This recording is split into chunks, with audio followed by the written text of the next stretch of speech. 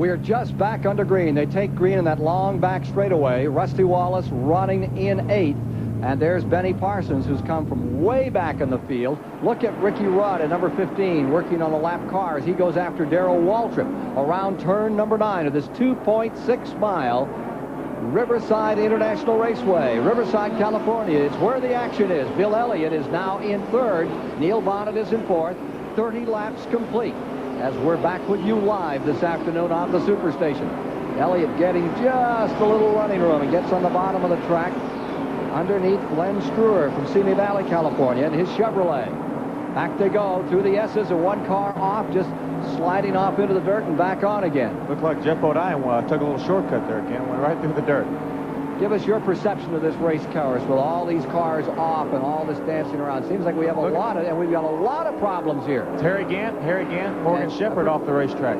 Coming up to turn 6. That was all caused by Jeff O'Dine running off the racetrack, Ken. There's the number 73 car out of the Winston West Series. Bill Schmidt currently 3rd in their standings. And it looks like a London fog has settled over turn number 6. He's taken considerable damage, has Harry Gant, with car number 33, who desperately wanted to win this race today. He came out here and went to driver's school. Harry Gant, that ongoing story of motivation, Ken. There's something called the Winner's Circle program in NASCAR. Win a race during the season, you get $180,000 over the next year with which to go racing. Harry Gant is the one driver who came here needing to win a race in order to get on that so-called Winner's Circle program for next year. He's off in the dirt with a torn-up race car. Number 75, Morgan Shepherd, also involved. He has won a race this year. The Raymock team, where Neil Bonnet will hang his hat next year. They're in trouble, and the front end of that car is crushed. We are under caution. Caution is out once again, and let's look in replay, Phil, at what happened here. There you see Jeff O'Dine has just run off the racetrack. He's already up into turn 6 now. You see everybody cannot see. There's no way they can see through there, and everybody's taking a different line. A number of cars get together. There's Harry Gant, Morgan Shepherd. They got together. Bill Schmidt's elsewhere. He got off the racetrack. I counted about 10 cars getting off the racetrack. So the second caution comes within 2 laps. Here's another look at what happened from behind the action. So you absolutely cannot see anything. It's like a bomb went off. There's Bill Schmidt against the inside guardrail. They just had nowhere to go. And there you see the damage done to Morgan Shepherd's hopes today. Car number 75 takes a savage beating in the nose. Looks like he's still in the car, but he's moving. He's all right. Morgan Shepherd in car number 75. Moves on to a new team next year. What a bad way to end for him today. He moves over to Kenny Bernstein's team next year.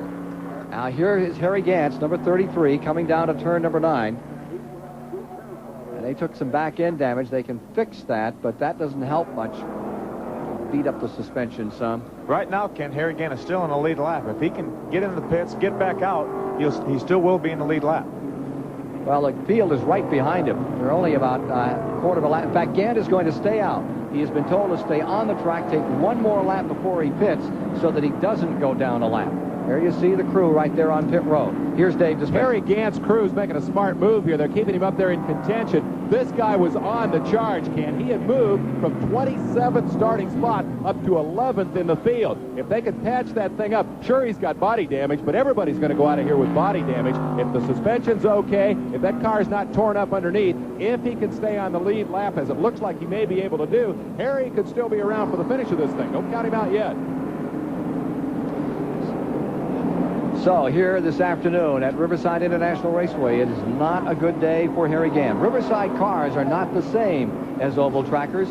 Dave Despain and the Racing Parsons family took a look at the biggest difference in the cars for this race.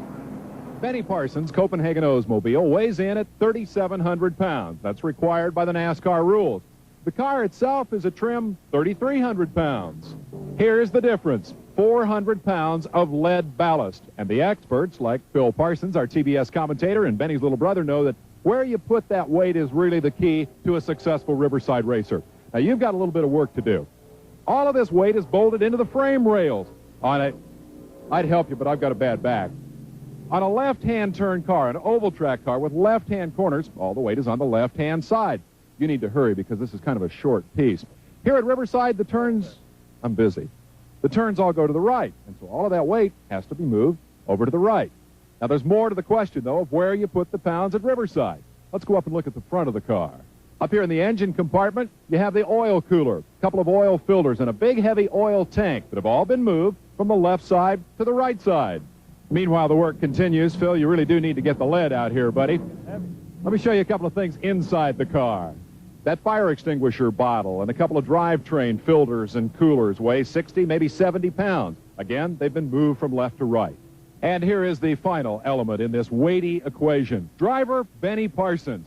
Now, on 26 oval races a year, Benny's 200 and some pounds is a big advantage, sitting right here on the left side of the race car. But, Benny, you come to Riverside, they can't move the driver. You're going to get in on the left side and undo all of this good work that your brother's done. Yeah, but at Riverside, it takes lots of stamina to finish 500 kilometers. I got lots of stamina. Phil's still got a little more work to do. Come on, big guy. Let's go to lunch. Okay.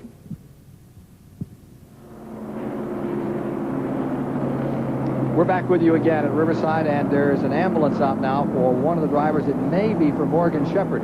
We saw him moving the car.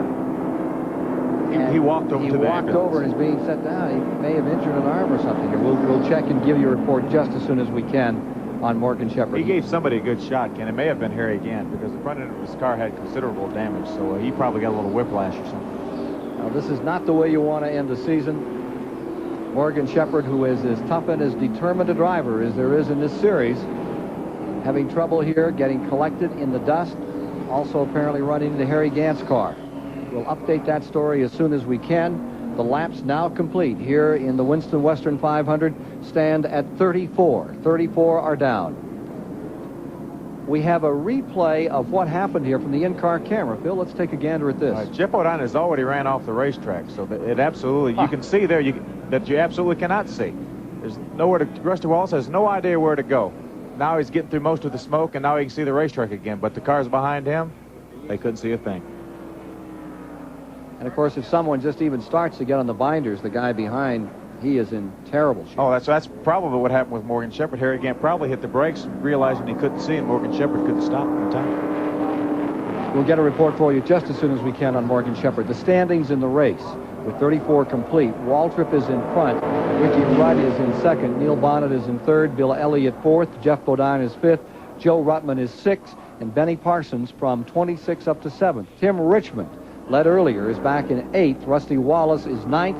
Terry Labonte is in 10th. Richard Petty is 11th. And young Bobby Hillen out of Midland, Texas is in 12th. There have been 5 lead changes among 5 drivers thus far in the race. It looked for a while like we were on our way to a record. But instead, it's turned into a calamity here, as you see the Rick Wilson car being towed away after it was thrashed around. Now let's go to the Harry Gant garage. Okay, Harry, what happened out there? Well, it's just somebody hit the dirt and I couldn't see. And I come out there and I went off the racetrack. I could see the back of Terry's car. I got off the track and I spun out and several cars come in and wrecked him. Got about all 4 corners crunched. Is there anything that can be fixed on this car, or are you out of it? I'm out of it there. I'm kind of glad. This is about the worst racetrack I ever seen in my life. You can't see. It's dangerous, really, to try to run out through there. And it's absolutely like you cover your windshield up with a blanket. Well, it's tough for the cars following behind in that dust, that's for sure. Harry Gant very upset with this racetrack, saying it's like putting a blanket over the windshield out here today. We'll be back with more live coverage from Riverside International Raceway after these messages on the Superstation.